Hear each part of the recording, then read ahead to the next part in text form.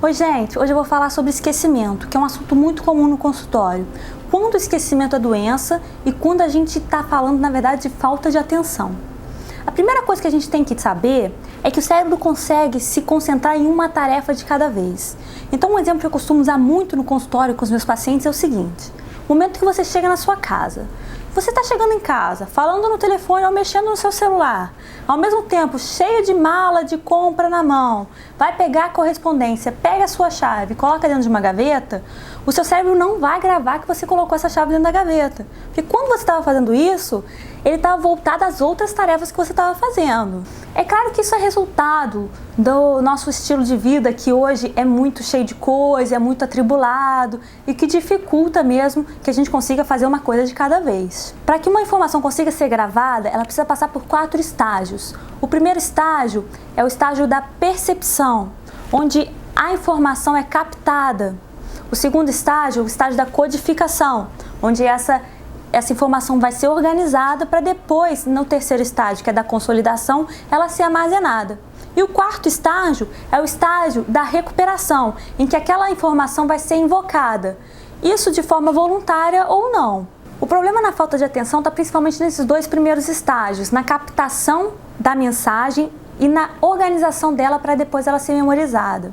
A gente está fazendo tanta coisa ao mesmo tempo que a gente não consegue que essa informação seja captada da maneira correta para depois ser memorizada. A maioria dos jovens que chegam no consultório com essa queixa de falta de memória, na verdade que eles têm uma falta de atenção. E se for realmente só uma falta de atenção, é muito fácil tratar. O que a gente precisa é desacelerar, fazer as coisas mais devagar e prestar mais atenção no que a gente está fazendo, dormir melhor, se alimentar melhor e praticar atividade física.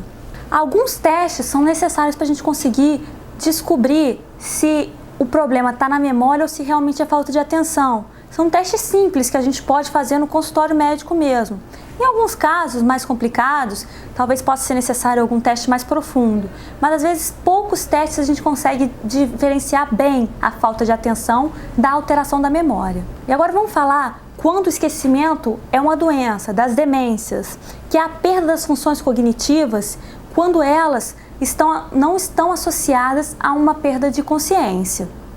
A gente tem 5 funções cognitivas: a linguagem, praxia, que é a capacidade de fazer movimentos coordenados, gnosia, capacidade de reconhecer sensações, objetos através dos sentidos, a função executiva e o juízo crítico.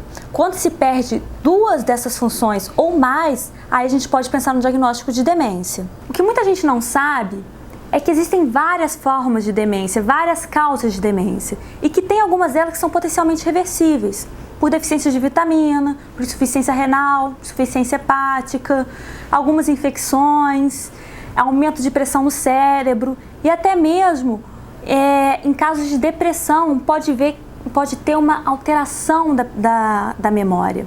Mas essas alterações elas podem ser revertidas se o tratamento for iniciado num período inicial.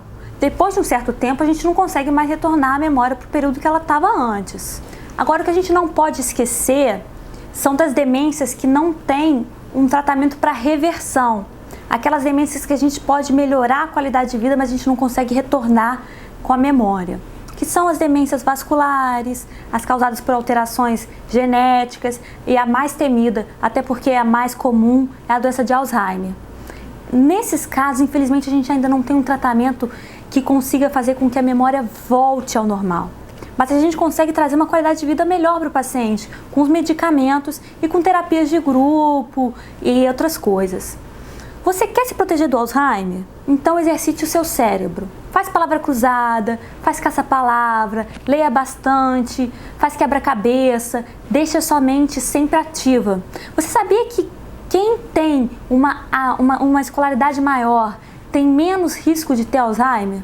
Isso não acontece porque essas pessoas têm mais dinheiro, não. Isso acontece porque essas pessoas elas ativam mais o cérebro. Elas fazem com que o seu cérebro trabalhe mais. Então, quer se proteger da doença? Deixe o seu cérebro sempre trabalhando. Não deixe ele ficar preguiçoso. E outra coisa, se exercite seu corpo também. Corpo são, mente sã. E esse foi mais um Doutora Lilian Responde. Você já sabe, mais alguma dúvida, algum questionamento, alguma coisa que você não ficou claro para você, só mandar um e-mail, doutoralilianoliveira@yahoo.com.br. Um abraço e até a próxima!